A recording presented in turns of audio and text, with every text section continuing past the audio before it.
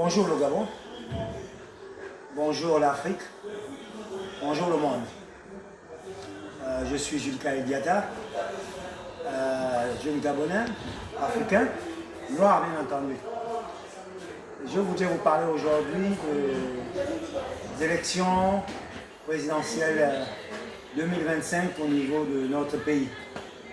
C'est un événement important. C'est un événement important parce que notre avenir en dépend. Notre avenir, l'avenir de nos enfants, de nos petits frères, de nos neveux, de nos papas, de nos mamans. Bien. Suite à la décision de la Cour constitutionnelle, 4 candidats ont été retenus. Le président de la transition, Brice Clotaire Oligui-Nguema, le docteur Yoko Boussengi, le Premier ministre Alain-Claude Billy-Binzé et un de mes grands frères que je retiens le nom de la pensée. Ici, je vais vous parler au nom de l'Afrique d'abord, et des Noirs. Les Noirs, parce que les Noirs, c'est un peuple qui a toujours été maltraité depuis l'histoire. Nous avons eu l'esclavage, nos parents ont été malmenés. Nous avons eu la colonisation. Ils sont venus jusque dans nos pays pour nous apprendre leur langue, que je parle même. Ils ont effacé nos langues. On n'en parle presque pas. On ne parle pas le mienné. On ne parle pas le franc. Dans les écoles, bien entendu. On ne parle pas le massango. On apprend tout dans leur langue. Je vais préciser les Français. Je vais préciser les Anglais. Les Occidentaux, bien entendu. Les Blancs. Ce n'est pas du racisme. Mais je vais défendre la couleur de ma peau.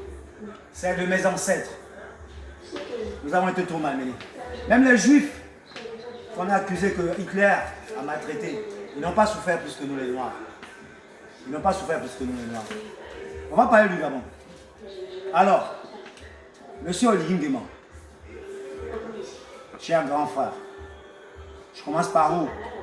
Parce que c'est vous qui vous prononcez aujourd'hui comme le président du Gabon.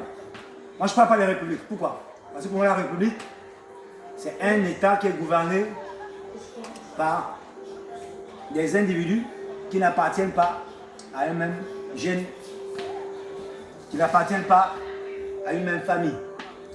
Moi, je vais parler de monarchie.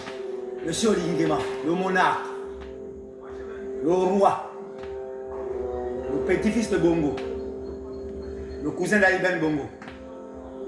C'est vous qui avez fait le coup d'État. Mais selon mes études, un coup d'État, c'est une prise de pouvoir par les armes. Ça veut dire, c'est un braquage. Vous avez braqué le fauteuil présidentiel. Vous êtes un braqueur. Ce n'est pas une façon de vous manquer de respect. Mais vous êtes le président de la transition. Moi, je vous appelle Bécom.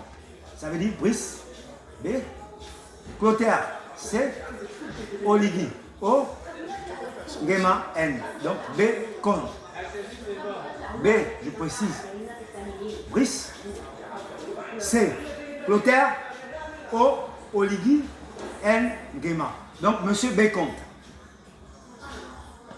vous êtes aujourd'hui au pouvoir sur un braquage. Vous avez braqué le fauteuil présidentiel. Or, la démocratie est au Gabon depuis 1990. Nos parents ont lutté. Lukakas Nzengi est mort au cas de la SCG. Je ne sais pas dans quelles conditions. C'est sûr que non, je ne peux pas affirmer des choses. Je sais que le système dont votre grand-père était le responsable a quelque chose à y voir. Germain-Ba est passé. C'est toujours le système. Depuis 1968, que mon père Omar, qui est votre oncle, a pris le pouvoir, jusqu'en 2009, c'était lui. Il avait dit ceci avant de mourir. Dieu ne nous a pas dit de faire du Gabon ce que nous sommes en train de faire aujourd'hui. Ça veut dire que avant de mourir, il voyait déjà Dieu, et Dieu lui disait que non, ce n'était pas bien ce que tu avais fait avec ton groupe. Le groupe, c'est quoi? Les Roitelets. Parce qu'il a mis les chefs dans toutes les provinces. Les Suya, il y avait un chef.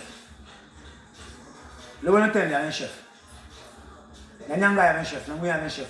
Toutes les provinces, ça fait donc 9 chefs. tous les départements, il y a ce qu'on appelle les roitelets. Donc, dans chaque département, dans chaque province, il y a des représentants de bongo. Des bongos en miniature, ce qu'on peut appeler les avatars. Par exemple, les bongos de Ningamula, chez moi, dans l'Ambier. Par exemple, de Alexandre Samba, ici, parce que je suis ici, à l'Ogoïvino. Chez mon grand frère aîné, Alain Claude Billy. Je vais faire un peu le tour. Ce n'est pas vous, mais on fait avec. Alors, monsieur le braqueur, moi, je suis un Idiata. J'ai lutté pour la démocratie. J'ai lutté pour la démocratie. En 2016, votre grand frère est au bord de faire faillite. Il a résisté avec un de vôtres, qui était ton beau-frère ou ton beau-père, Ping. Mais j'ai soutenu parce que je n'étais pas d'accord avec le Biafra que ton père avait adopté suite à la guerre du Biafra en 1967. La France a envoyé des éléments, est passé par le Gabon pour déstabiliser le Nigeria. C'est pas de ce moment-là que les Biafras sont rentrés au Gabon. De toute façon, Mambo était plein d'eux. Ce sont les cousins d'Ali Bengo. Aujourd'hui, on appelle Ali Bengo. Mais en réalité, on sait ça. C'est son fils Ojukwu. C'est pour ça que vous, Ojukwu a une fortune avec les Bengo. C'est pour ça que Ali Ben a même insisté d'être au pouvoir. Je suis convaincu. Je vais vérifier. Si vous doutez, vous vérifiez François-Xavier Verschard. La France-Afrique. Alors, nous sommes même envahis. Vous dites que vous avez libéré le Gabon. Ah non, vous avez libéré votre famille. Parce que vous étiez sur le point de perdre. Nous vous avons maté en 2016. Vous avez triché. Vous avez triché. Vous n'étiez pas là, vous étiez au Sénégal. Parce qu'en 2009, lorsque votre grand-père est décédé, votre cousin Ali Ben vous a envoyé conseiller militaire au Sénégal. C'est certainement ce qui va révolter. C'est même l'État où vous avez eu des prérogatives jusqu'au Mali, au Burkina Faso. C'est sûr que c'est là-bas que vous avez même appris à façonner les coups d'État. Vous avez amené ça ici. Cette culture-là, depuis 1964, avec le lieutenant Mombo Formo Saint-Cyr, avait été appliquée et le président Léomba avait été invincé. Jusqu'en Njolé, on a fait demi-tour, la France est venue restaurer. À ce moment-là, le Gabon est rentré à la stabilité. Vous avez ramené ça en 2023. Vous avez libéré quel Gabon? Je suis à Makoko ici. Moi, je suis convaincu que les gens ne vivent pas bien. J'ai vu, j'ai fait le tour. Chez mon grand frère, Paul Billy. Vous, monsieur Bécon, le braqueur des fauteuils, vous avez pris de l'argent dans les maisons de Joseni, de Yann Ngoulou. Cet argent, il part aujourd'hui pour cimenter les routes. Mais je vous rappelle que le ciment n'est pas fait pour les routes. Les routes, c'est le goudron, le bitume qui vient du pétrole. Alors, aujourd'hui, vous avez démissionné de l'armée. Là-bas, vous n'êtes plus général. L'ex-général, vous êtes maintenant candidat. Vous avez triché parce que vous avez dit au Cameroun que non. Vous avez restauré les institutions. Vous avez remettre voix aux civils. Ça n'a pas été fait. Première tricherie. Je ne suis pas là pour énumérer le chapelet de tricherie. Mais je vous dis une chose. Ma révolution, vous n'allez pas l'arracher. Votre grand frère ou cousin qui a résisté, il est terminé par la lycée. Je ne souhaitais pas ça. Au contraire, c'est un aîné. Je partage sa liberté.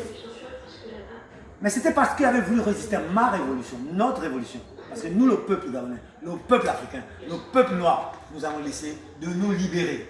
C'est que les Occidentaux qui vous ont mis là, Emmanuel Macron, de la France, les Belges, l'Union européenne, jusqu'aux Américains, les gens qui cherchent nos richesses, nos pétroles, notre manganèse, notre or. Chez moi, Iteke.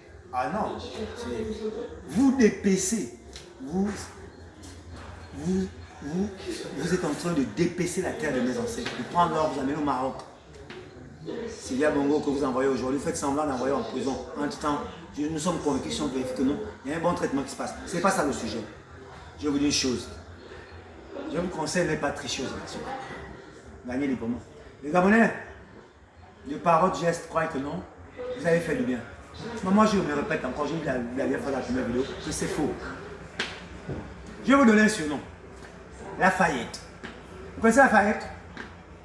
La révolution de 1789 en France. Lafayette était un général qui défendait les intérêts des nantis, c'est-à-dire de la monarchie, des aisés. Il a voulu soutenir le roi Louis Capet XVI, qui avait été décapité à la place publique en 1793. Parce que le peuple s'est soulevé. Les sans-culottes, les paysans, les planteurs, les vendeurs, parce qu'il y avait tout un petit groupe qui s'accaparait de la richesse du pays et la majorité est en train de souffrir. C'est ce qui se passe au Gabon. Mais on ne va pas dire que comparaison, c'est raison. Mais c'est ça parce que la majorité des Gabonais souffrent. La majorité des Africains souffrent. Et vous, vous venez sauver vos richesses.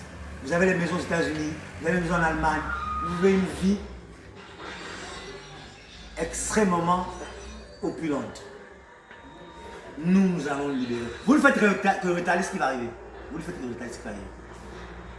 Et si vous ne faites pas attention, lorsque vous allez prendre le pouvoir, parce que vous avez déjà tout organisé,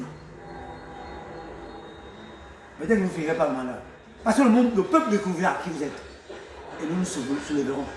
Pas pour faire le désordre, mais pour vous rappeler que non, quittez à notre place et nous allons choisir la personne qu'on veut réellement.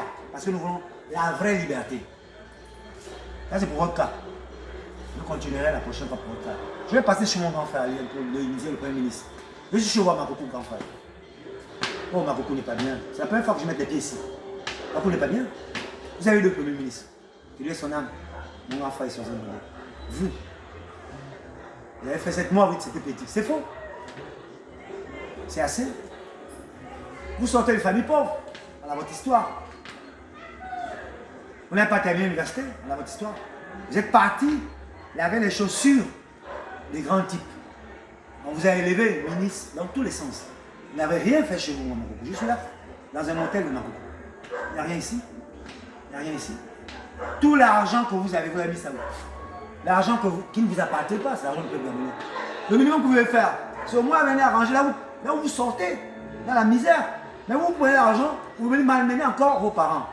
Je vais continuer sur vous après. Je vais parler maintenant aujourd'hui du champion. On l'appelle Iloko Bousseni Stéphane Germain. Il est du Mimongo Komo, Massangou. Il a souffert. Il a souffert. Il a souffert. Il a joué au football.